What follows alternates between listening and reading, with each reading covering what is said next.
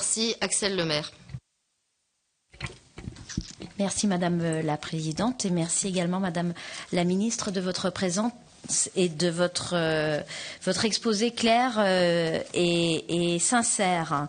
Alors j'aimerais poser une question qui concerne également le partenariat transatlantique et en particulier non pas le volet tarifaire, non pas le volet normatif, mais le volet potentiellement contentieux, puisqu'on estime à 2% la part des différends qui opposent des acteurs des échanges et des investissements entre l'Europe et les États-Unis. Alors certes, 2%, cela peut paraître incident, simplement, mais en volume et en enjeu financier, c'est important. Et puis, le mécanisme de résolution des différends qui est choisi participe aussi de l'instauration d'un climat de confiance.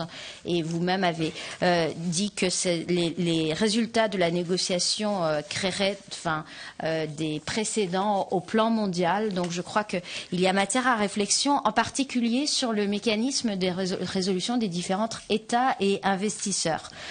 Vous savez que l'AMI, l'accord multilatéral sur les investissements, s'est cassé les dents sur ce sujet, puisque l'accord prévoyait un recours à l'arbitrage international, notamment par les mécanismes du CIRDI ou de la CNUTSI, et que cela a été rejeté par une majorité des États à l'époque. Depuis, les États-Unis ont négocié soit des traités bilatéraux d'investissement, soit introduit cette procédure d'arbitrage dans l'accord de l'ALENA, avec des succès certains pour les entreprises multinationales américaines en particulier.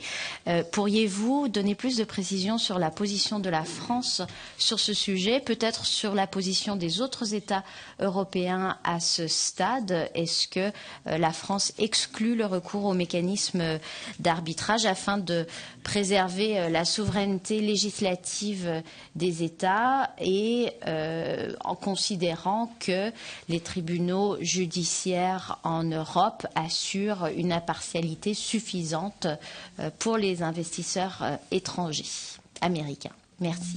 Merci.